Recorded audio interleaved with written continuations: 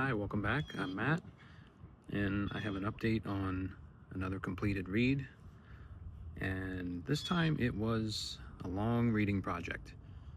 I believe I started reading this back in January, and it's kind of been a long-running Kindle read since then, broken up with some other Kindle reads in between. But the default thing I've been reading on my Kindle for the last 10 months, just about now, has been The Interpretation of Dreams by Sigmund Freud. This is from Project Gutenberg, where I downloaded this. So how I came to this book, first of all, couple ways. My wife studied psychology, so through her I have sort of heard of Freud, heard of some of his ideas, and become interested in eventually checking him out. But more immediately than that, specifically this book, The Interpretation of Dreams,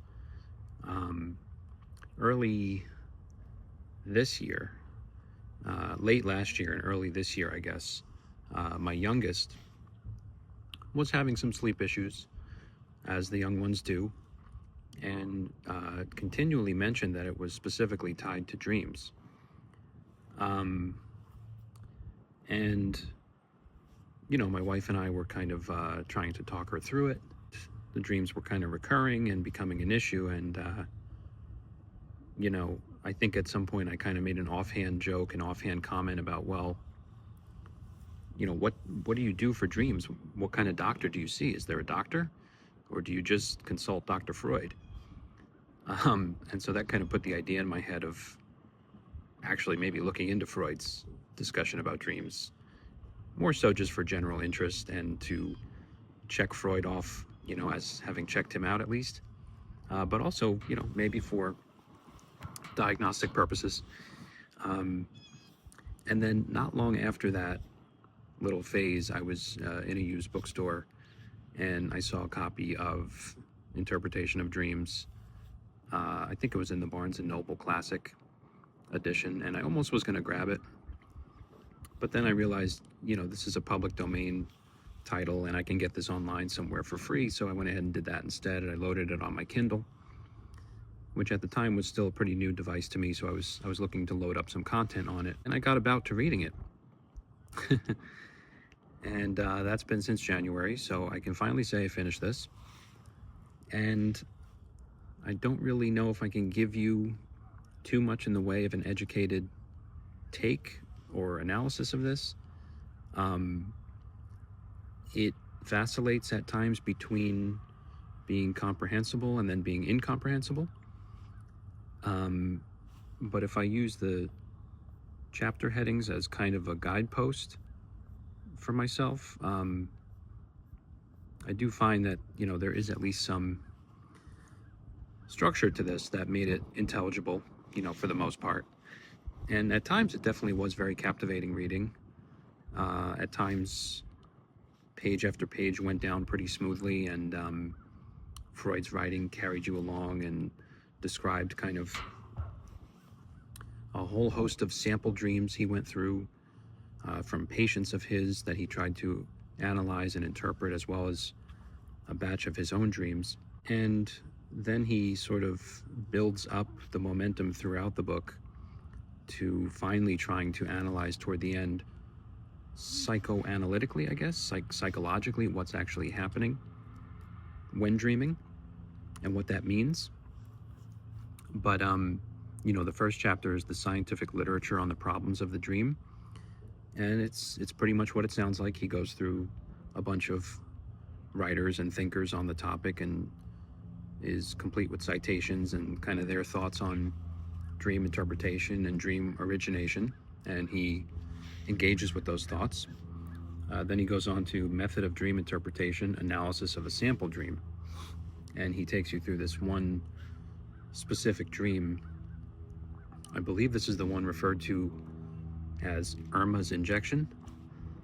There's a female character in this dream named Irma who receives an injection, and I think she plays the part of a patient of his in the dream.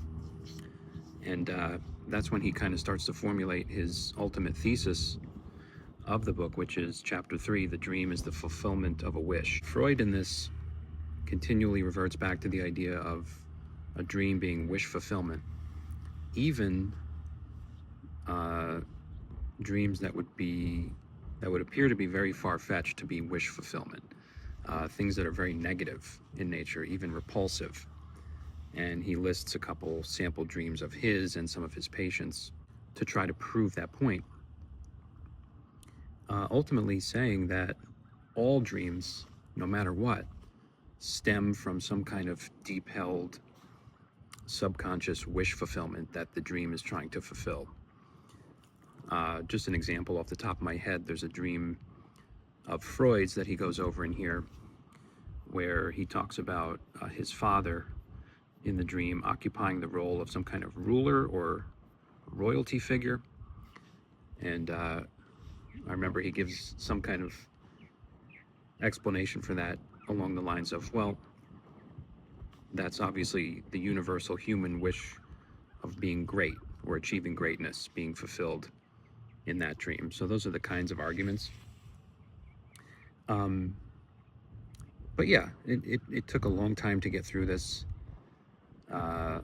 which to me is usually a sign that it's a bit of a struggle, and it was a struggle to get through this. Sometimes I felt like I was going backwards in my progress.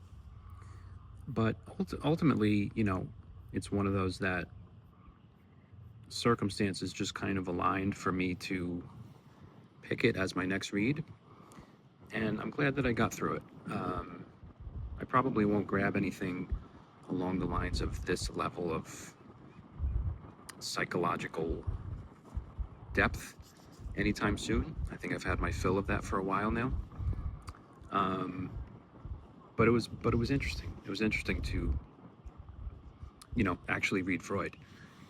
And if nothing else, I think if there is a takeaway from this, it's kind of cool to have established a bit of a framework that I can possibly use to interpret my own dreams.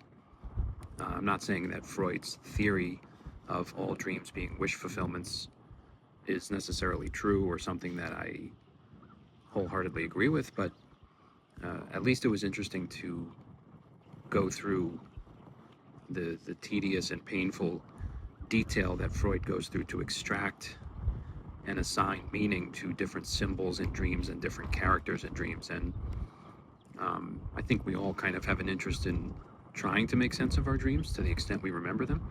I know I do. And yeah, I think going forward, if I do have particularly noteworthy dreams, it might be interesting from this point forward to try to look at them through a different lens. And now I think I can at least say I'm able to look at them through a Freudian lens, even though this was a struggle to get through, and I couldn't write a one-page paper summarizing this right now. But nevertheless, when you read through a work this dense for this long of a time, I think its concepts and ideas do kind of sink into you a little bit, no matter what.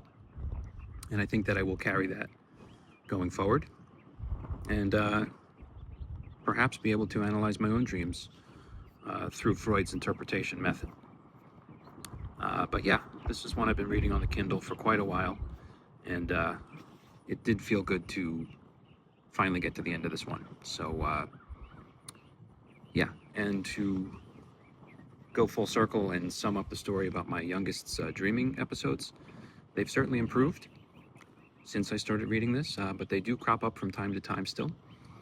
And now that I have officially read the interpretation of dreams, the next time she tells me about her latest unintelligible and spooky dream, maybe I'll get some insight from this to help with that.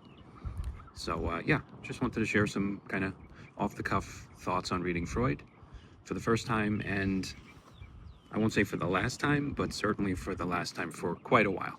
I'll be taking a break from Mr. Freud after this one. But yeah, that's it on interpretation of dreams. Thanks for watching, and hopefully I'll be back with more updates soon. Thanks a lot.